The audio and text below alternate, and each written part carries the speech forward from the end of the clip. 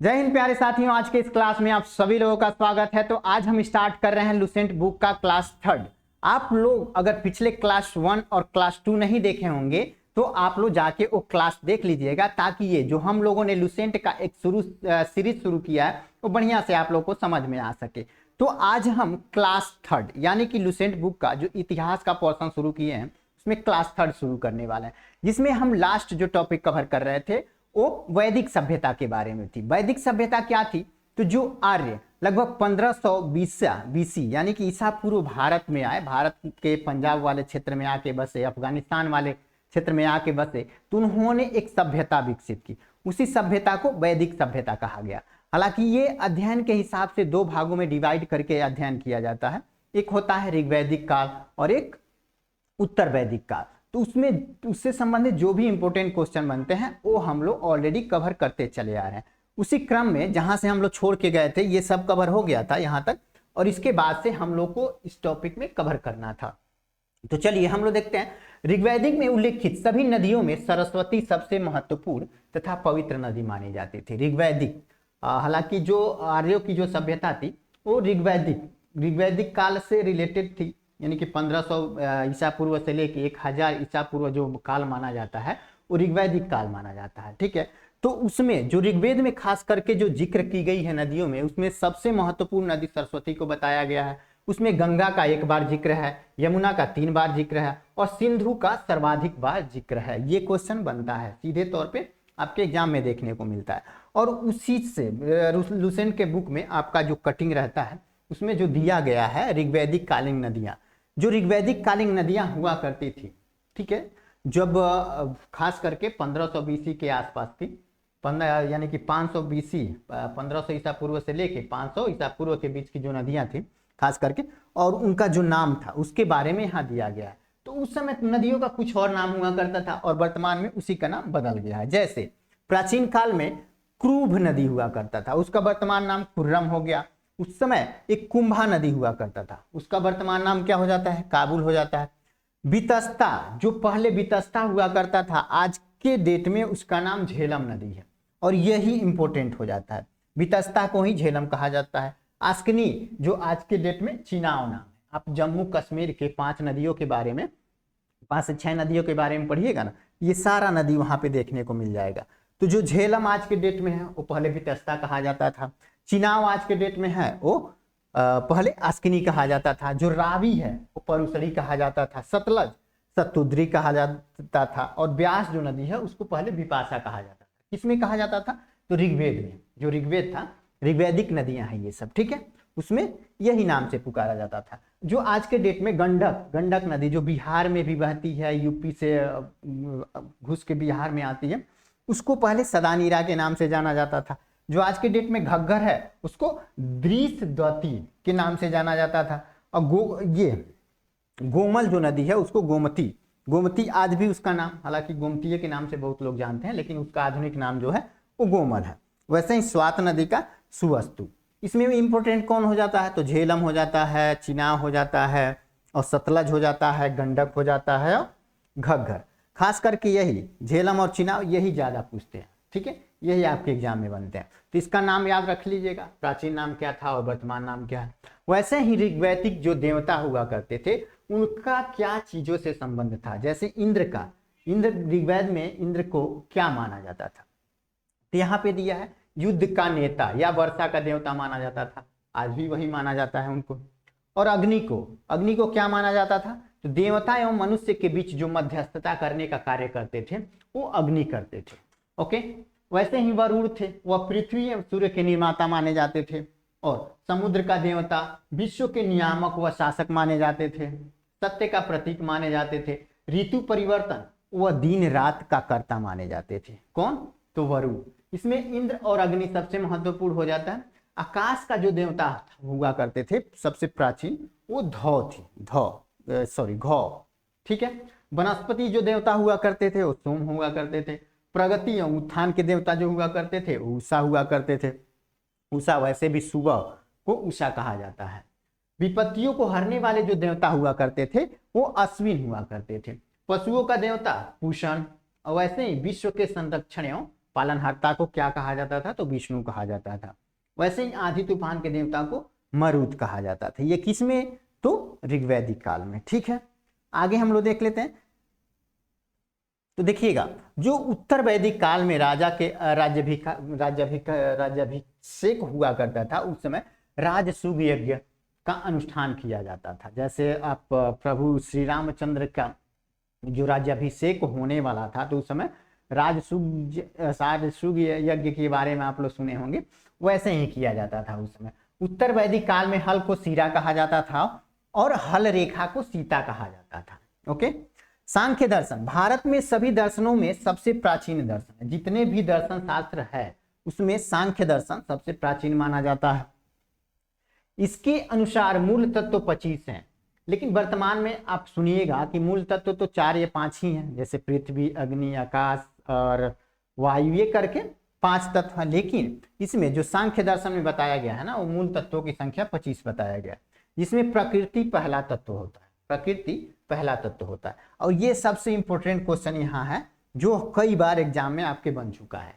क्या, तो सत्यमेव जयते कहाँ से लिया जाता है, तो लिया गया है मुंडकोपनिषद से। मुंडकोपनिषद से, ये याद रखिएगा, ये क्वेश्चन बहुत बनता है। सत्यमेव जयते कहाँ से लिया गया है, तो मुंडकोपनिषद से। वैसे ही गायत्री मंत्र की रचना विश्वामित्र ने की थी, ये भी याद रखिएगा। गायत्री मंत्र की रचना किसने की थी, तो विश्वामित्र ने की थी। आगे हम लोग देखते हैं, उत्तर वैदिक काल में कौशाम्बी नगर में प्रथम बार पक्की ईंटों का प्रयोग किया गया था। ओके, अब यहाँ एक चीज सबसे महत्वपूर्ण, महाकाव्य दो है, ठीक है, जिसमें एक हो जाता है महाभारत, एक रामायण।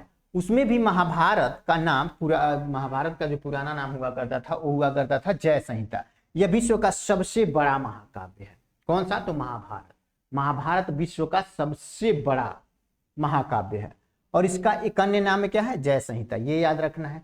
और यहाँ देखिए महाजनपदों की उदय के बारे में अब हम लोग को पढ़ना है। पहले हम लोगों ने क्या पढ़ा, वैदिक सभ्यता, अब हम क्या पढ़ेंगे, तो महाजनपदों का उदय। बौद्ध, जब भगवान बुद्ध नहीं हुआ करते थे, उससे पहले भारत को 16 महाजनपदों में डिवाइड किया गया था। उन्हीं 16 महाजनपदों के बारे में हम लोग को यहाँ पढ़ना है। ठीक है, तो बुद्ध के जन्म के पूर्व 6वीं शताब्दी ईसा पूर्व में भारतवर्ष 16 महाजनपदों में बटा हुआ था। इसकी जानकारी हमें कहाँ से मिलती है, तो बौद्ध ग्रंथ का एक अंगुत्तर निकाय है, बौद्ध ग्रंथ का एक पुस्तक है अंगुत्तर निकाय, वहां से इसकी जानकारी मिलती है। किसकी, तो महाजनपदों की। कितनी महाजनपदों की, तो 16 महाजनपदों की। तो हम देख लेते हैं उन 16 महाजनपदों का जो राजधानी पूछता है वो बहुत इंपॉर्टेंट हो जाता है। जैसे सबसे इंपॉर्टेंट देख लीजिएगा, यहाँ ऊपर से ही है अंग हो जाता है। अंग की जो राजधानी हुआ करती थी चंपा हुआ करती थी। ये किस क्षेत्र, कौन सा क्षेत्र हुआ करता था, तो भागलपुर मुंगेर, जो बिहार के अभी भागलपुर और मुंगेर जिले हैं, वहां के आसपास के जो क्षेत्र हुआ करते थे वो अंग वाले क्षेत्र हुआ करते थे, यानी अंग महाजनपद में आते थे। ठीक है, उनका राजधानी हुआ करता था वो चंपा हुआ करता था। इसमें बिहार के बच्चों के लिए क्या इंपॉर्टेंट हो जाता है ना, जो क्षेत्र बिहार के थे वो इंपॉर्टेंट हो जाता है। अगर आप यूपी के बच्चे हैं तो यूपी के बच्चों के लिए जो भी क्षेत्र है यूपी वाला, उत्तर प्रदेश वाला, वो इंपॉर्टेंट हो जाता है। यानी कि यहाँ, और एक देखिएगा दक्षिण भारत का सबसे महत्वपूर्ण ये हो जाता है, दक्षिण भारत का एकमात्र जनपद हुआ करता था अस्मक, जिसकी राजधानी पोटली या पोतन हुआ करता था। ये भी बहुत महत्वपूर्ण हो जाता है सभी बच्चों के लिए। तो चलो एक एक करके देखते हैं। अंग की राजधानी चंपा हुआ करती थी, ये बिहार राज्य में पड़ता था। मगध की राजधानी गिरिब्रज या राजगृह हुआ करती थी, जो पटना और गया के आसपास वाले क्षेत्र हुआ करते थे। अब आते हैं उत्तर प्रदेश में, काशी की राजधानी वाराणसी हुआ करती थी। वत्स की राजधानी कौशाम्बी हुआ करती थी। वज्जी की राजधानी वैशाली हुआ करती थी, वैशाली। ठीक है, वैशाली आज के डेट में जो है मुजफ्फरपुर, दरभंगा, ये सब उसी के अंतर्गत आते थे। कोसल की राजधानी श्रावस्ती हुआ करती थी। अवंती की राजधानी उज्जैन या महिष्मती। मल्ल की राजधानी कुशावती, जो आज के डेट में उत्तर प्रदेश ये देवरिया वाला क्षेत्र है ना, देवरिया वाला, वही पहले मल्ल हुआ करता था, मल्ल जब महाजनपद हुआ करता था। पंचाल की राजधानी थी अहिछत्र या कापिली, ये उतना इंपॉर्टेंट नहीं हो जाता है। चेदी की राजधानी शक्तिमती थी। कुरु की राजधानी इंद्रप्रस्थ थी। और मत्स्य की राजधानी जो हुआ करती थी वो विराटनगर हुआ करता था। कंबोज की राजधानी हाटक हुआ करता था। सूरसेन की राजधानी मथुरा। और अस्मक जो अभी बताए हैं कि सबसे इंपॉर्टेंट है, ये क्वेश्चन बनता है। क्यों बनता है? क्योंकि दक्षिण भारत का एकमात्र महाजनपद यही है। ठीक है, बाकी सब उत्तर भारत से रिलेटेड है। जितने 16 जनपदों में 15 जनपद हैं उत्तर भारत से रिलेटेड हैं, लेकिन एक महाजनपद जो है ये अस्मक, वो दक्षिण भारत से रिलेटेड है। ठीक है, अस्मक की राजधानी पोटली हुआ करती थी, उसी को पोतन बोला जाता था। जो गोदावरी नदी क्षेत्र है दक्षिण भारत का, उसी के आसपास वाला क्षेत्र इसके अंतर्गत आता था। गांधार की राजधानी तक्षशिला थी, जो आज के डेट में कहाँ पे है? पाकिस्तान। रावलपिंडी का नाम सुने होंगे, पाकिस्तान, वो वाला क्षेत्र है, आज के डेट में पाकिस्तान हो जाता है। तो आप लोग एक 16 नंबर वाला, 15 नंबर वाला, 5 नंबर वाला और 1 और 2 यानी कि 5 याद कर लीजिएगा, तो वहीं से क्वेश्चन बनता है। कौन? तो अंग की राजधानी चंपा, मगध की राजधानी गृह, ब्रज व राजगृह, बज्जी की राजधानी वैशाली, विदेह या मिथिला। वैसे ही अस्मक की राजधानी पोटली, पोतन। या पूछ देता है 16 महाजनपदों में दक्षिण भारत के क्षेत्र में पाए जाने वाला महाजनपद कौन है? तो उसका नाम अस्मक याद कर लीजिएगा। और वैसे ही गांधार का जो राजधानी हुआ करता था तक्षशिला, क्योंकि ये भारत का हिस्सा अब नहीं है, अब पाकिस्तान का हिस्सा बन गया, इसलिए ये भी इंपॉर्टेंट हो जाता है। अब आते हैं हम लोग जैन धर्म के बारे में। अब हम बात करेंगे जैन धर्म। ठीक है, महावीर की धरती है ना, बिहार या भारत कहिए, महावीर की धरती के बारे में। तो जैन धर्म के बारे में हम लोग बात करें तो जैन धर्म के जो संस्थापक या प्रथम तीर्थंकर जो माने जाते हैं वो कौन थे? तो ऋषभदेव थे। कौन थे? ऋषभदेव। और जैन धर्म के जो 23वें तीर्थंकर थे, को तीर्थंकर कहा जाता था। ठीक है, वो पार्श्वनाथ थे। पार्श्वनाथ यानी कि तीर्थंकर उनको कहा जाता था जो इस धर्म को आगे बढ़ाने का कार्य करते थे, मेन मुखिया हुआ करते थे, उनको तीर्थंकर कहा जाता था। तो यहाँ 3 लोगों का बहुत ही इंपॉर्टेंट रोल हो जाता है। एक प्रथम, एक तृतीय और एक तृतीय बोल रहे हैं 23वां नंबर, और एक हो जाता है 24 नंबर का। तो महावीर स्वामी जैन धर्म के 24वें एवं अंतिम तीर्थकर हुए। यही सबसे इंपॉर्टेंट हो जाता है इनमें। महावीर स्वामी का जन्म जो हुआ था 540 ईसा पूर्व में हुआ था। कहाँ पे हुआ था? तो वैशाली का कुंडग्राम जो है वहां पे हुआ था। इनके पिता का जो नाम था वो सिद्धार्थ था। सिद्धार्थ जो जात्री कुल के थे, जात्री कुल के ये सरदार हुआ करते थे। और इनकी माता का नाम जो था वो त्रिशला जो लिच्छवी राजा चेटक की बहन हुआ करती थी। ठीक है, महावीर की पत्नी का नाम यशोदा था एवं उनका एक पुत्र था जिसका नाम अनोजा प्रियदर्शनी थी। पुत्र नहीं, पुत्री हुआ करती थी। ठीक है, उनकी एक पुत्री हुआ करती थी जिसका नाम था अनोजा प्रियदर्शनी। ओके, नाम याद रखिएगा। आगे देख लेते हैं। महावीर के बचपन का जो नाम था वो वर्धमान था। इन्होंने 30 वर्ष की अवस्था में अपने भाई नंदीवर्धन से अनुमति लेकर संन्यास जीवन को स्वीकारा। यानी कि भगवान बुद्ध के बारे में अगर पढ़ें तो भगवान बुद्ध ने भी लगभग 29 साल की उम्र में संन्यास जीवन अपना लिया था, और ये 30 साल की उम्र में संन्यास जीवन अपना लिए थे। अपने भाई नंदीवर्धन हुआ करते थे, उनसे अनुमति लेके। तो आपको लगेगा कि सर अपने भाई से अनुमति क्यों लिए? क्योंकि उस समय उनकी माता पिता का डेथ हो चुका था, और जो घर के मुखिया हुआ करते थे उनके बड़े भैया ही हुआ करते थे नंदीवर्धन, तो उन्हीं से उनको अनुमति लेना था। ठीक है, तो 12 वर्ष के तपस्या के बाद ऋजुपालिका नदी के तट पर साल वृक्ष के नीचे संपूर्ण ज्ञान का बोध हुआ। ठीक है, 12 वर्ष तक लगातार तपस्या किए। तो नदी का नाम याद कर लीजिएगा, कौन सी नदी थी जहां बैठ के वो तपस्या कर रहे थे? तो ऋजुपालिका थे। और किस वृक्ष के नीचे? तो साल वृक्ष था, वहीं इनको संपूर्ण ज्ञान की प्राप्ति होती है। महावीर ने अपना उपदेश प्राकृतिक यानी कि अर्धमगधी भाषा में दिया। ये भी पूछता है, लेकिन बौद्ध धर्म का जो भाषा था ना वो पाली था, लेकिन जैन धर्म का जो भाषा था वो प्रकृति था। ओके, प्राकृतिक यानी कि अर्धमगधी था। महावीर के अनुयायियों को मूलतः निर्ग्रंथ कहा जाता था। ओके, महावीर के प्रथम अनुयायी जो थे उनके दामाद थे जामलिन, जो अनुज प्रियदर्शनी का पति हुआ करते थे जालिम, वही इनके प्रथम अनुयायी बने। अब अनुयायी क्या होता है सर? तो अनुयायी जो आपके यानी महावीर के कदमों पे चले, उनके जो बनाए गए नियम थे यानी जैन धर्म के रास्तों पे, जैसे बताए महावीर ने बताया, उन रास्तों पे चलने वाला कोई व्यक्ति पहला था तो यही व्यक्ति थी। ठीक है, जामिल नाम था, उनका दामाद हुआ करते थे। अनुयायी यानी उन्हीं के रास्तों पे चलने वाला कोई व्यक्ति अनुयायी होता है। आगे हम लोग देखते हैं, प्रथम जैन भिक्षुणी नरेश दधिवाहन की पुत्री हुआ करती थी चंपा। चंपा नाम याद रखिएगा, ये प्रथम भिक्षुणी थी। ओके, अब हम यहां देख लेते हैं कुछ शब्द और उनका मतलब पूछता है। यहाँ पे एग्जाम में पूछा जाता है, जैसे प्रमुख जैन तीर्थकर और उनके प्रतीक चिन्ह। तो मान लीजिए ऋषभ देव हुए, तो ऋषभ देव के प्रतीक चिन्ह क्या हुआ? ऋषभ देव तो आपके प्रथम तीर्थकर हो जाते हैं, तीर्थंकर हो जाते हैं, तो उनका प्रतीक चिन्ह क्या था वो यहाँ पूछ देता है, आपके बुक में दिया होगा। तो उनका प्रतीक चिन्ह था सांड। वैसे द्वितीय जो तीर्थंकर थे अजितनाथ, उनका जो प्रतीक चिन्ह था वो हाथी था। तृतीय बौद्ध संघ ये तीर्थंकर जो थे, उनका जो प्रतीक चिन्ह था वो घोड़ा था।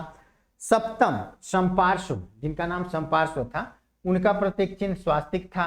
वैसे ही 16वां जो तीर्थंकर हुए शांति, उनका जो प्रतीक चिन्ह था वो हीरा था। अरनाथ जो 18वां नंबर के तीर्थंकर हुए, उनका जो प्रतीक चिन्ह था वो मीन था। मीन का मतलब मछली होता है। वैसे नामी 21वें नंबर के तीर्थंकर थे नामी, और उनका जो प्रतीक चिन्ह था वो क्या था? नीलकमल था। अरिष्टनेमी 22वें नंबर के तीर्थंकर थे, उनका प्रतीक चिन्ह शंख था। और 23वें नंबर पार्श्वनाथ के बारे में आपको पता ही है, तो उनका जो प्रतीक चिन्ह था वो सर्प था। और 24वां नंबर महावीर स्वामी का जो प्रतीक चिन्ह था वो क्या था? सिंह था, सिंह। ठीक है, शेर, वही इनका प्रतीक चिन्ह माना जाता है। तो पूछ देता है कभी कभी कि महावीर का प्रतीक चिन्ह क्या हुआ करता था, यानी कि जैन धर्म में, जैन धर्म के 24वें तीर्थंकर महावीर का प्रतीक चिन्ह क्या हुआ करता था? तो सिंह हुआ करता था। और प्रथम यानी ये जो ऋषभ देव थे, उनका क्या हुआ करता था? सांड हुआ करता था। ये रटने वाली चीज है, रट लीजिएगा, आपके पास अगर बुक होगा तो।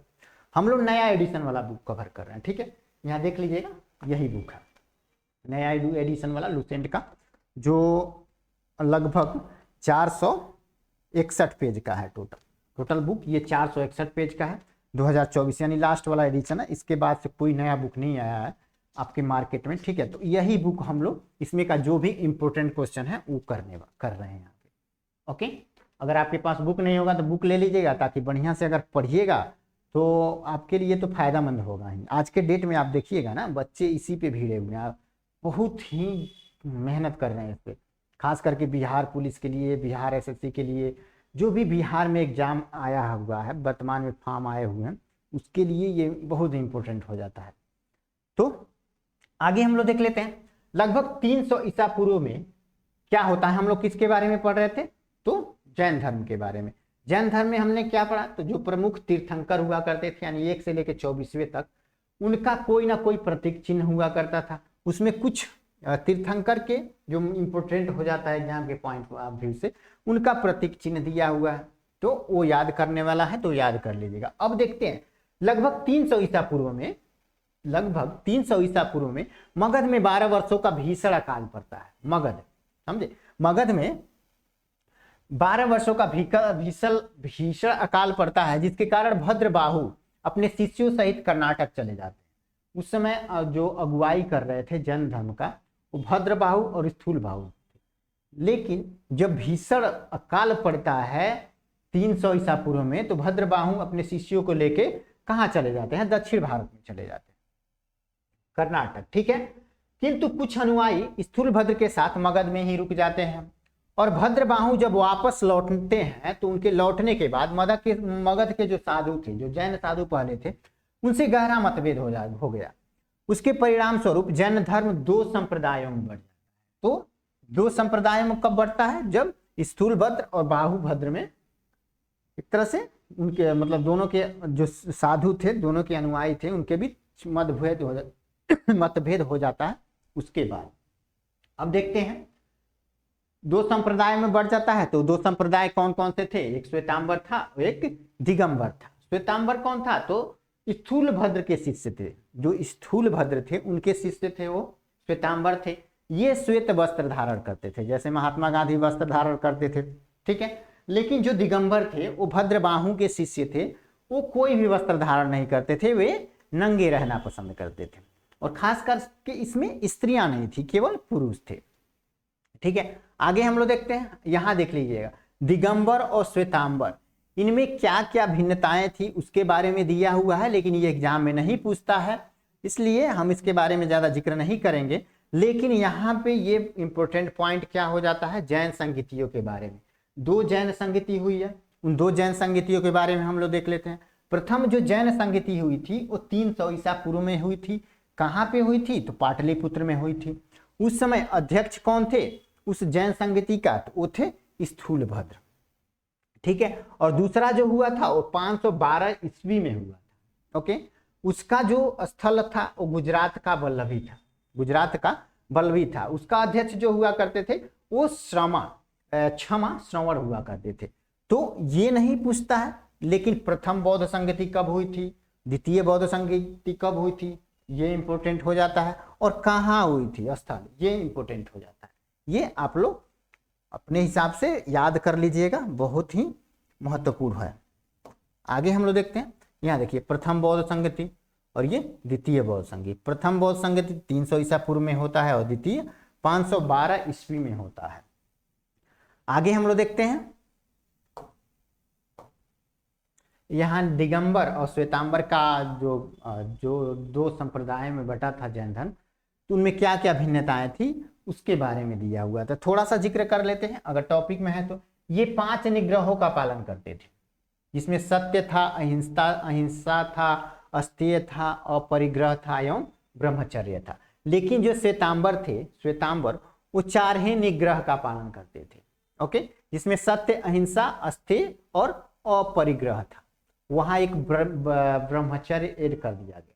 ठीक है, दिगंबर में ब्रह्मचर्य, इसलिए वो नंगे घुमा करते थे। यह संप्रदाय 6 अनंत पदार्थों का अस्तित्व प्रकट करती थी, और यह समय को छोड़कर 5 अनंत पदार्थ का अस्तित्व प्रकट करता था। यानी ये 6 पदार्थों का अस्तित्व प्रकट करता था और ये 5 का। इसमें ये जो दिगंबर हुआ करता था, इसमें महिलाएं तीर्थंकर नहीं हो सकती थी। इसमें जो दिगंबर यानी नग्न घुमा करते थे, उसमें महिलाएं तीर्थंकर नहीं हो सकती थी, लेकिन श्वेतांबर में महिलाएं तीर्थंकर हो सकती थी। ये क्या मानते थे दिगंबर, कि ये मानते हैं कि महावीर ने विवाह नहीं किया था, लेकिन श्वेतांबर मानते हैं कि महावीर ने विवाह किया था। और देखिए यहाँ एक और मतभेद है, ये मानते हैं कि जो 19वें तीर्थंकर थे मल्लीनाथ, वो पुरुष थे, और श्वेतांबर मानते हैं कि भाई वो पुरुष नहीं थे, वो महिला थी। ठीक है, यही सब था, ये कहीं पूछता नहीं है, कोई ज्यादा इंपॉर्टेंट नहीं है, ये वाला इंपॉर्टेंट हो जाता है बौद्ध संगति। आगे हम लोग कवर करते हैं। ठीक है, यहां से इंपॉर्टेंट क्वेश्चन बनता है।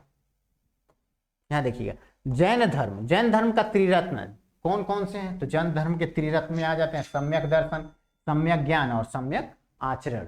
ओके, ये क्या हो जाते हैं, तो जैन धर्म के त्रिरत्न। अब देखिए, जैन धर्म में ईश्वर की मान्यता नहीं थी, ईश्वर को नहीं माना जाता था। जैन धर्म में आत्मा की मान्यता थी, यानी माना जाता था कि हाँ आत्मा होता है। महावीर पुनर्जन्म एवं कर्मवाद में विश्वास करते थे। 24वें तीर्थंकर महावीर जो थे वो पुनर्जन्म में भी विश्वास करते थे और कर्मवाद में भी विश्वास करते थे। जैन धर्म ने अपने आध्यात्मिक विचारों को सांख्य दर्शन से ग्रहण किया। ओके, एक सांख्य दर्शन अभी हम लोग पढ़े हैं, दर्शन शास्त्र में जो सबसे पुराना है वो है सांख्य दर्शन। और यहाँ क्या बोल रहा है कि जैन धर्म ने अपने आध्यात्मिक विचारों को सांख्य दर्शन से ग्रहण किया। ओके, अब देखते हैं, जैन धर्म मानने वाले प्रमुख राजा थे। कभी कभी पूछ देता है कि यहाँ इनका चंद्रगुप्त मौर्य किस धर्म को मानते थे, तो जैन धर्म को मानते थे, याद रखिएगा। वैसे ही उदयन, पाटलिपुत्र की स्थापना करने वाले जो उदयन थे, वो भी जैन धर्म को मानते थे। कलिंग नरेश, ये तो लास्ट समय में अपनाए, चंद्रगुप्त मौर्य जैन धर्म को लास्ट समय में अपनाए। ठीक है, जब वो मरने वाले थे उससे कुछ सालों पहले। और यहाँ और कौन थे, तो कलिंग नरेश खारवेल जो थे उन्होंने भी जैन धर्म को अपनाया था, और चंदेल शासक थे उन्होंने भी जैन धर्म को अपनाया था। आगे हम लोग देखते हैं खजुराहो में जो जैन मंदिर का निर्माण हुआ जिसे चंदेल शासकों ने करवाया था। ठीक है, चंदेल शासक, कौन सा मंदिर? तो ये एक जैन मंदिर था। कहाँ पे? तो खजुराहो में। किसने करवाया था इसकी निर्माण? तो चंदेल शासकों ने। अब आगे हम लोग देखते हैं जो मथुरा कला का संबंध है वो जैन धर्म से है। मथुरा कला का संबंध किससे है? तो जैन धर्म से। जैन धर्म से मथुरा कला का संबंध है। आगे हम लोग देखते हैं जैन तीर्थंकरों की जीवनी भद्रबाहु द्वारा रचित कल्पसूत्र है, उसमें दिया हुआ है इनके जीवनी के बारे में। किसके? जैन धर्म के जो तीर्थंकर हैं, तीर्थंकर 24 तीर्थंकरों की बात हो रहा है, 1 से लेके 24, उन सब का जो जिक्र है किसमें है? तो कल्पसूत्र में। कल्पसूत्र किसके द्वारा रचित है? तो भद्रबाहु के द्वारा। आगे हम लोग देखते हैं 72 वर्ष की आयु में महावीर की मृत्यु हो जाती है, वो 468 ईसा पूर्व में, जो बिहार राज्य का एक पावापुरी है। ठीक है, पावापुरी जो राजगीर या राजगृह कह सकते हैं, आज के डेट में वही राजगीर है, वहां पे हुई थी। तो इनका जन्म और मृत्यु बहुत ही इंपॉर्टेंट। जन्म कहाँ होता है? तो कुंडग्राम वैशाली में, और मृत्यु कहाँ होता है? तो पावापुरी, कहाँ? राजगीर में। इतना याद रखिएगा। जन्म कब हुआ था? तो 540 ईसा पूर्व में, और मृत्यु कब हुई? तो 468 ईसा पूर्व। इतना याद रखिएगा और यहीं से क्वेश्चन बनता है। अब आते हैं बौद्ध धर्म के बारे में। बौद्ध धर्म के संस्थापक गौतम बुद्ध को माना जाता है। दुनिया में अगर कहें विश्व आध्यात्मिक व्यक्ति तो महात्मा बुद्ध का ही नाम आता है, जिसे पूरी दुनिया जानती है, जो भारत में ही पैदा हुए थे। हालांकि नेपाल में पैदा हुए थे, लेकिन उनका जन्म कर्मभूमि सब खास करके कर्मभूमि भारत को ही माना जाता है। बौद्ध धर्म के संस्थापक कौन थे? तो गौतम बुद्ध थे।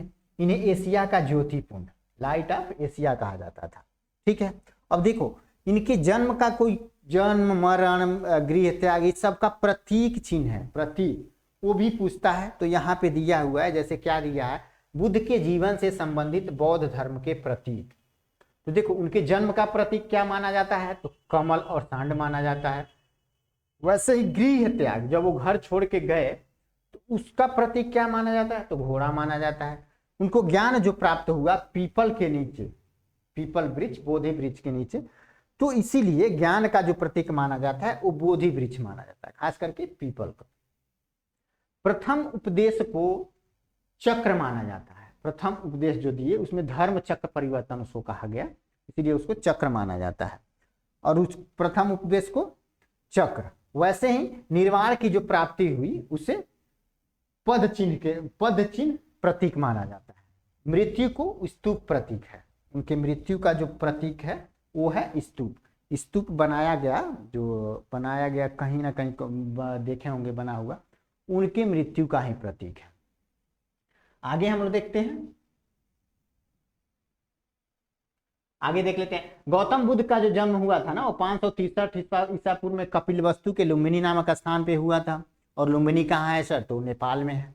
ठीक है, लुम्बिनी कपिलवस्तु के लुम्बिनी नामक स्थान पे हुआ था, जो वर्तमान में नेपाल में है। कब हुआ था? तो 563 ईसा पूर्व में। 80 साल तक जिए थे, फिर से 483 ईसा पूर्व में इनकी मृत्यु हो जाती है। इनके पिता का जो नाम था वो सुदोधन था, जो शाक्य गण के मुखिया हुआ करते थे। इनकी माता का जो नाम था वो माया देवी था। इनके जन्म के 7वें दिन ही इनकी माता की मृत्यु हो जाती है, और उसके बाद इनकी जो सौतेली माँ हुआ करती थी उन्होंने इनका लालन पालन यानी कि पालन पोषण किया था। ठीक है, तो इनका पालन पोषण इनकी सौतेली माँ प्रजापति गौतमी ने किया था। गौतम बुद्ध का विवाह 16 साल की उम्र में हो गया था, और किससे हुआ था? तो यशोधरा के साथ हुआ था। उसका एक पुत्र था जिसका नाम था राहुल। इन्होंने 29 वर्ष की अवस्था में गृह त्याग दिया। 29 वर्ष की अवस्था में गृह त्यागा था, और 6 वर्ष तक कठिन तपस्या किया था, यानी कि 35 की उम्र में, तब जाके इनको ज्ञान की प्राप्ति हुई थी। ठीक है, तो इन्होंने 29 वर्ष की अवस्था में गृह त्याग दिया था। और गृह त्याग को बौद्ध धर्म में क्या कहा गया? तो महानिष्क्रमण कहा गया। महाभिनिष्क्रमण कहा गया किसको? तो गृह त्याग को। आगे हम लोग देखते हैं, गृह त्याग के बाद वैशाली के अलार कलाम सिद्धार्थ के प्रथम गुरु बने थे। सिद्धार्थ के प्रथम गुरु के बारे में पूछता है तो कौन थे, तो अलार कलाम थे। और अलार कलाम के बाद जो सिद्धार्थ के गुरु थे वो कौन थे, तो रुद्रक रामपुत्र थे। कौन, रुद्रक रामपुत्र थे। ये दूसरे नंबर का हो जाते हैं। उसके बाद से उरुवेला में सिद्धार्थ को 5 साधक मिले जिसके साथ उन्होंने बैठ के कुछ तपस्याएं की थी। ठीक है, वो जगह कौन सा था, तो उरुवेला। उरुवेला में सिद्धार्थ की 5 साधक मिले। आगे एक बात करते हैं, तो बिना अन्न जल ग्रहण किए 6 वर्ष की कठिन तपस्या के बाद 35 वर्ष की उम्र में कहां पे, तो निरंजना नदी पे वैशाख पूर्णिमा की रात निरंजना नदी, जिसको फल्गु नदी के नाम से भी जाना जाता है, उसी के तट पर पीपल वृक्ष के नीचे सिद्धार्थ को ज्ञान की प्राप्ति हुई थी। यहाँ पे बहुत सारे कीज पॉइंट है जो आप लोग को पता होना चाहिए। 6 वर्ष तपस्या किए थे, ये उतना खास इंपॉर्टेंट नहीं है, लेकिन उनको ज्ञान की प्राप्ति कब हुई, तो वैशाख पूर्णिमा के दिन हुई। उसको बुद्ध पूर्णिमा के नाम से भी जानते हैं। किस नदी के किनारे हुई थी, तो निरंजना नदी या फाल्गु नदी के किनारे हुई थी। ठीक है, किस वृक्ष के नीचे हुई थी, तो पीपल वृक्ष के नीचे हुई थी। ये कीज पॉइंट आप लोग को याद होना चाहिए। ज्ञान प्राप्ति के बाद सिद्धार्थ बुद्ध के नाम से जाने गए। जब इनको ज्ञान प्राप्त हुआ तब ये बुद्ध के नाम से कहलाए, उससे पहले सिद्धार्थ के नाम से कहलाते थे। वह स्थान बोध गया कहलाए। बोध गया आज के डेट में ये बहुत फेमस जगह है। यहाँ पे बहुत दूर दूर से, जापान से, चीन से, कहाँ से लोग आते हैं घूमने के लिए। ठीक है, बहुत ही फेमस जगह हो गया। आगे की बात करें तो बुद्ध ने अपना प्रथम उपदेश जो दिया था वो सारनाथ में दिया था, जो ऋषिपत्तनम में है। ठीक है, तो ये भी पूछता है बुद्ध ने अपना प्रथम उपदेश कहाँ दिया था, तो सारनाथ में दिया था, जिसे बौद्ध ग्रंथों में क्या क्या कहा गया, तो धर्म चक्र परिवर्तन। धर्म चक्र परिवर्तन,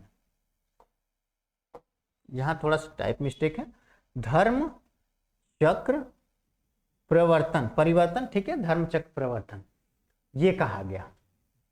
उसके बाद क्या आता है, तो बुद्ध ने अपने उपदेश पाली भाषा में दिए था, और जो जैन धर्म के बारे में हम लोग पढ़ रहे थे तो उसकी भाषा जो थी वो प्राकृतिक थी, यानी अर्धमगधी थी। तो दोनों का भाषा आप लोग को डिफरेंट होना चाहिए। जैन धर्म प्राकृतिक या अर्धमगधी थी, और ये पाली भाषा हुआ करता था बौद्ध धर्म का। बुद्ध ने अपने सर्वाधिक उपदेश जो दिए वो कहाँ पे दिए थे, तो श्रावस्ती। श्रावस्ती क्या था, तो कौशल देश की राजधानी हुआ करती थी।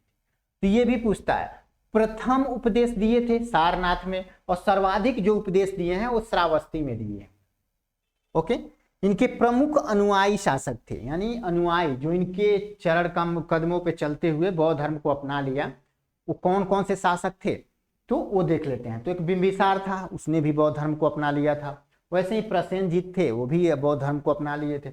वैसे उदयन था, वो भी बौद्ध धर्म को अपना लिया था। उदयन एक ऐसा व्यक्ति था जो जैन धर्म और बौद्ध धर्म दोनों को अपनाया हुआ था। बुद्ध की जो मृत्यु होती है वो 80 वर्ष की अवस्था में 483 ईसा पूर्व में हो जाती है। कहाँ पे होती है, तो आज के डेट में जो कुशीनगर है उसमें कुशीनारा हुआ करता था, वो देवरिया उत्तर प्रदेश का क्षेत्र हुआ करता था। आज के डेट में कुशीनगर खुद एक डिस्ट्रिक्ट है। वहाँ पे बुद्ध भगवान की बहुत बड़ी मूर्ति है जहाँ पे उनकी मृत्यु हुई थी। हम लोग काफ़ी जाते हैं घूमने के लिए, वहाँ पे बहुत बार गए हुए हैं। बहुत बढ़िया प्लेस है, टूरिस्ट प्लेस है ना। तो देवरिया उत्तर प्रदेश यानी कुशीनगर में भगवान बुद्ध की मृत्यु हो जाती है। कैसे होती है, तो चुंद द्वारा अर्पित भोजन करने के बाद इनकी मृत्यु हो जाती है। एक चुंद व्यक्ति हुआ करता था, उसने उनको भोजन दिया और बहुत ही जहरीला भोजन था, उसको खाने के बाद उनकी मृत्यु हो गई। हालांकि उनको पता था बुद्ध भगवान को कि हम जो खा रहे हैं वो जहरीला वस्तु है और हमारी मृत्यु निश्चित है, फिर भी उन्होंने वो भोजन ग्रहण किया और अपना प्राण त्याग दिया। आगे की बात करें हम लोग, आगे की बात करें तो देखो यहां क्या दिया हुआ, चुंद द्वारा अर्पित भोजन करने के बाद हो गई क्या, तो मृत्यु, जिसे बौद्ध धर्म में महापरिनिर्वाण कहा गया, यानी उनको महापरिनिर्वाण की प्राप्ति हो गई। जैसे लोग स्वर्ग की प्राप्ति कहते हैं ना, तो बौद्ध धर्म में जो अपने मोक्ष को प्राप्त कर लेता है उसे महापरिनिर्वाण कहा जाता है। यानी जो दुख और सुख दोनों को, जिसके अंदर से दोनों छिड़ हो जाती है, इसका कोई महत्व नहीं होता, तो एक तरह से निर्वाण को प्राप्त कर लेता है। तो बुद्ध भगवान की मृत्यु को क्या कहा गया, तो महापरिनिर्वाण कहा गया। बुद्ध के जन्म एवं मृत्यु की तिथि को किसके अनुसार तय की गई है? तो एक चीनी परंपरा जिसे कैंटोन अभिलेख कहा गया, कैंटोन अभिलेख है, उसके आधार पर निश्चित की गई है। जो हम लोग पढ़ते हैं भगवान बुद्ध की जन्म 583 ईसा पूर्व, उनकी मृत्यु 463 भगवान बुद्ध का जन्म 563 ईसा पूर्व और मृत्यु 483 ईसा पूर्व हुई है। वो किसके आधार पर लिखा गया है, किसके आधार पर वो डेट सुनिश्चित किया गया है? तो वो है कैंटोन अभिलेख, जो चीनी परंपरा का एक अभिलेख है। उन्होंने ही ये उनके मृत्यु और जन्म का डेट तय किया हुआ है। जैसे क्या हमने आप लोग को जब पढ़ा रहा था ये मोहनजोदड़ो यानी कि हड़प्पा सभ्यता के बारे में जब पढ़ रहे थे, तो उसका जो काल निकाला गया है ना, तो पढ़ा रहे थे कि कार्बन डेटिंग पद्धति के अनुसार निकाला गया है। वैसे ही भगवान बुद्ध का जन्म और मृत्यु का जो डेट निकाला गया है वो किससे? कैंटोन अभिलेख से निकाला गया है, लिया गया है। अब देख लेते हैं बौद्ध धर्म के बारे में हमें विशद ज्ञान का मतलब विस्तृत ज्ञान जो प्राप्त होता है वो त्रिपिटक से प्राप्त होता है। यहाँ पे त्रिपिटक रहेगा, ठीक है, त्रिपिटक से प्राप्त होता है। वो त्रिपिटक कौन कौन से हो जाते हैं? एक होता है विनय पिटक, एक होता है सुत्त पिटक और एक होता है अभिदम्भ पिटक। इसी से हमें बौद्ध धर्म के बारे में विस्तृत जानकारी मिलती है। तीनों पिटकों की भाषा जो है वो पाली है। बौद्ध धर्म में आत्मा का परिकल्पना भी नहीं है, बौद्ध धर्म में आत्मा का परिकल्पना नहीं है, ध्यान रखिएगा। इसमें पुनर्जन्म की मान्यता है और ऐसा भी माना गया है कि भगवान बुद्ध का पुनर्जन्म आगे होगा, ठीक है, तो उसमें पुनर्जन्म की मान्यता है। अब यहाँ देखिएगा, त्रिछड़ा को क्षीण हो जाने की अवस्था को ही क्या कहा गया? तो निर्माण कहा गया। यानी कि त्रिछड़ा जो इच्छाएं हैं, इच्छाओं का खत्म हो जाना। अगर हमारे अंदर से इच्छाओं का भूख प्यास लोभ माया दुख सुख ये सब खत्म हो जाए तो क्या हम करेंगे? हमें निर्वाण की प्राप्ति हो जाएगी। तो ये किसने कहा था? महात्मा बुद्ध ने। तो त्रिछड़ा की क्षीण हो जाने की अवस्था को ही क्या कहा गया? निर्वाण कहा गया।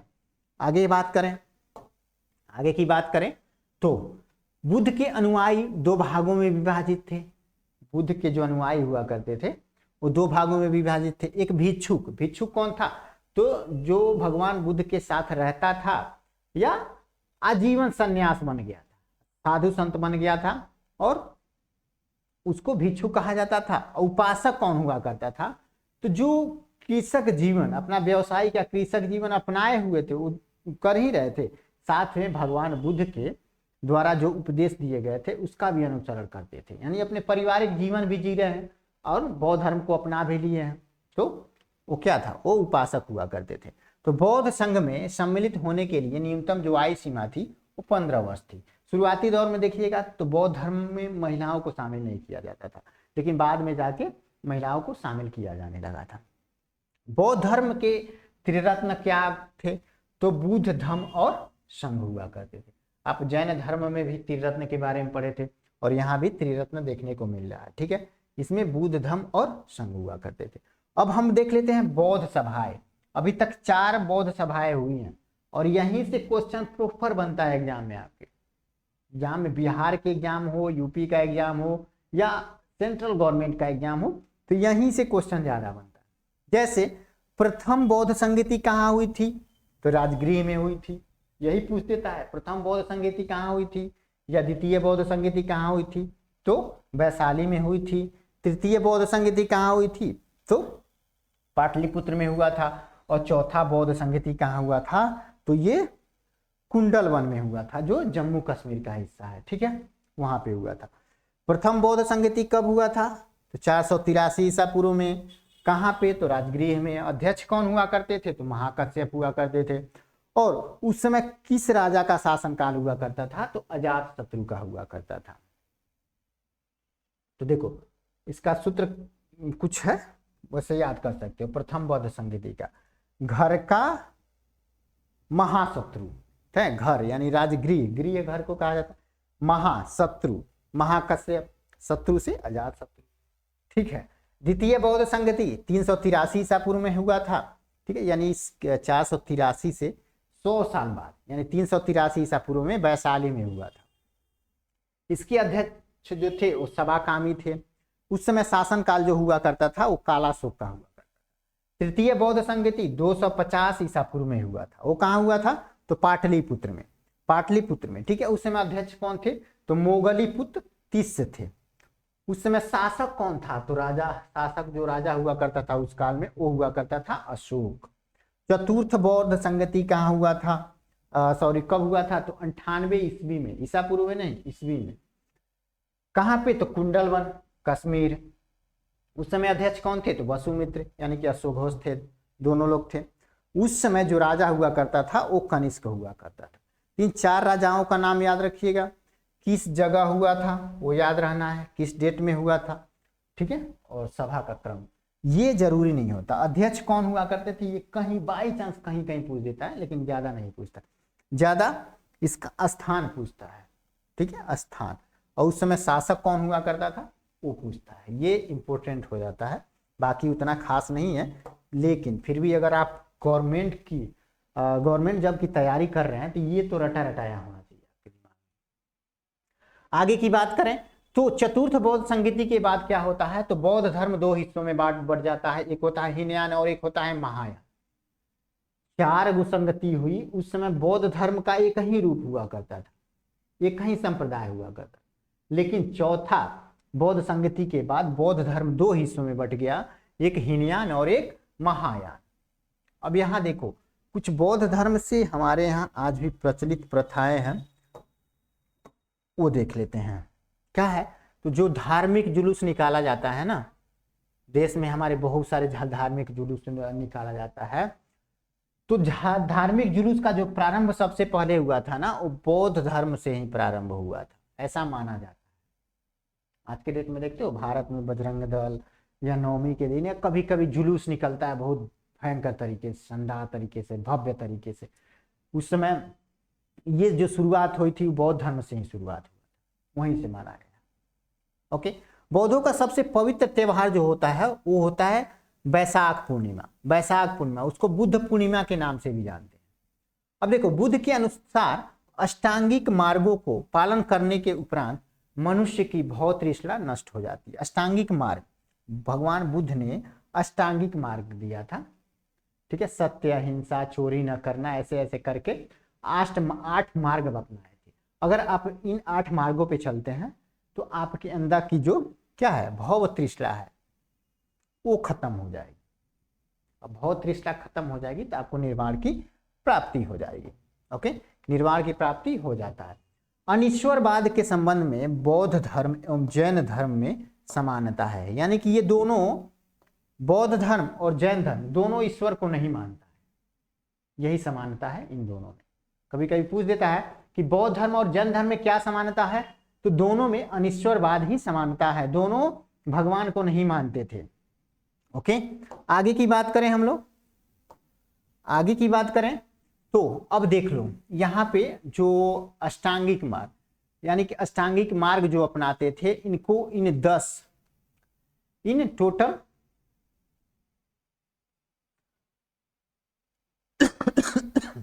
ठीक है, इस हमको लगता है पूरा साफ साफ नहीं दिख रहा होगा आप लोगों को। ओके ओके ओके ओके, चलो हम पढ़ के बता देते हैं। अब चलो, ये पूछता तो नहीं है लेकिन थोड़ा नॉलेज के लिए निर्वाण बौद्ध धर्म का परम लक्ष्य था। बौद्ध धर्म जो अपनाता था उसका पहला लक्ष्य था निर्वाण को प्राप्त करना। और निर्वाण को प्राप्त करने का मतलब क्या होता है, उसका सीधा अर्थ होता है दीपक का बुझ जाना, अर्थात जीवन मरण का जो चक्र है उसे मुक्त हो जाना।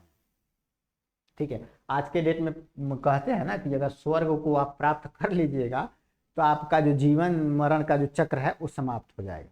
वैसे ही बौद्ध धर्म में निर्वाण की प्राप्ति को ही क्या माना गया, तो जीवन मरण के चक्र से मुक्ति माना गया था। ओके, तो बुद्ध ने निर्वाण प्राप्ति को सरल बनाने के लिए निम्न 10 शीलों पर बल दिया था। उन्होंने कहा था कि 10 शील अपना लेते हैं, ठीक है, तो आपको निर्वाण की प्राप्ति हो जाएगी। 10 रास्तों को अपना लेते हैं तो आपकी निर्वाण की प्राप्ति हो जाएगी। उसमें से एक था अहिंसा, महात्मा गांधी वाला अहिंसा, है ना। ओके ओके ओके, एक अहिंसा हो जाता है, एक हो जाता है सत्य, उसके बाद होता है अस्ते यानी कि चोरी न करना। उसके बाद आता है अपरिग्रह यानी कि किसी प्रकार की संपत्ति न रखना। मद्य सेवन न करना, शराब, गांजा, भांग की कोई भी सेवन न करना, ठीक है, सिगरेट, ये सब सेवन न करना। असमय भोजन न करना यानी टाइम से भोजन करना। सुखप्रद बिस्तर पर नहीं सोना, धन संचय नहीं करना, स्त्रियों से दूर रहना एवं नृत्य गान आदि से दूर रहना। इन 10 शीलों को अगर कोई इंसान प्राप्त कर लेता है, इन 10 शीलों को अपना लेता है, तो यानी कि वो निर्वाह प्राप्ति की राह पे चल दिया है, ठीक है। गृहस्थों के लिए केवल प्रथम 5 शील तथा भिक्षुओं के लिए 10 शील मानना अनिवार्य था, ठीक है। हम बताए थे कि बौद्ध धर्म अपनाने वाले 2 तरह के व्यक्ति थे, एक भिक्षुक थे, एक उपासक। यानी कि भिक्षुक थे उनको 10 शीलों को मानना रहता था, जो उपासक थे उनको प्रथम 5 शीलों को मानना रहता था। आगे देखते हैं, सर्वाधिक बुद्ध मूर्तियों का निर्माण जो हुआ है ना, वो गंधार शैली में हुआ। गंधार शैली, नाम याद रखिए, गंधार शैली में ही भगवान बुद्ध की सर्वाधिक मूर्तियों का निर्माण हुआ। लेकिन उनका जो प्रथम मूर्ति है संभवतः मथुरा कला में निर्मित है। प्रथम मूर्ति जो भगवान बुद्ध की बनी थी वो गंधार शैली में नहीं बन के मथुरा कला में बना हुआ है, इतना याद रखिए। लेकिन सबसे ज्यादा मूर्तियों का निर्माण जो हुआ है वो बुद्ध के गंधार शैली में ही हुआ। अब यहाँ एक नोट पॉइंट है, वो क्या है, तो भारत में उपासना की जाने वाली प्रथम मूर्ति जो है वो संभवतः बुद्ध की थी। यानी आज हम भगवान शिव की मूर्ति के सामने उपासना करते हैं, कभी अन्य देवता के मूर्ति की उपासना करते हैं, लेकिन माना जाता है कि प्रथम बौद्ध भगवान की ही मूर्ति थी जिसकी उपासना की जाती थी, ठीक है, हमारे भारत में। अगर सिंधु घाटी सभ्यता ये सब छोड़ दिया जाए तब की बात हो रहा है, उस समय तो भगवान बुद्ध थे ही नहीं। हालांकि सिंधु घाटी सभ्यता में कुछ शिव के मूर्ति वगैरह का साक्ष्य मिले हुए हैं। आगे हम लोग देखते हैं, आगे देखते हैं हम लोग, ठीक है।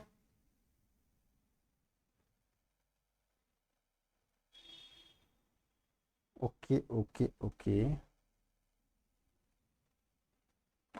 चलो लगता है कुछ टाइम आप लोग का हालांकि हो भी गया है, ठीक है, और अभी कुछ मैटर टाइप नहीं है, तो हम लोग आज का क्लास यहीं रखते हैं। फिर नेक्स्ट क्लास हम लोग यहीं से शुरू करेंगे, और तब तक आप लोग बढ़िया से पढ़ लीजिए। पहले आप लोग बुक को पढ़िए, पूरा डिटेल से पढ़िए बुक को, उसमें से जो इम्पोर्टेंट चीज़ है वो ऑटोमेटिक आप लोग को दिख जाएगी। ये बुक से ही हम लिए हैं, ठीक है, बुक जो नया एडिशन वाला है उसी से लिए हुए। और जो एग्जाम में पूछता है, हम बहुत ही एग्जाम दिए, एग्जाम का बहुत काफ़ी अनुभव है मेरे पास कि किस तरह क्वेश्चन आते हैं, कहाँ से क्वेश्चन बनते हैं, उसी के आधार पे हम यहाँ पे बढ़िया बढ़िया इंपॉर्टेंट टॉपिक लेके आ रहे हैं। ये बहुत ही विस्तार तरीके से हम लोग पढ़ रहे हैं लुसेंट को, काफ़ी समय तो लगेगा, लेकिन पढ़ लेने के बाद हम लोग जब एक बार इसका ये ऑनलाइन यानी कि थ्योरी पोर्शन समाप्त कर देते हैं, उसके बाद ऑब्जेक्टिव क्वेश्चन लेके आएंगे और उस आधार पे सारे क्वेश्चन को सॉल्व करेंगे, ठीक है। तो आज का क्लास हम यहीं रखते हैं। यदि आप लोग को क्लास अच्छा हो तो इसे लाइक जरूर कर देना, चैनल पे नए हैं तो सब्सक्राइब कर देना और अपने दोस्तों में शेयर कर देना, खास करके उन दोस्तों में जो आपके साथ तैयारी कर रहे हैं गवर्नमेंट एग्जाम का, ठीक है। तो आज का क्लास हम लोग यहीं रखते हैं, तब तक के लिए सभी को tata bye bye, thank you.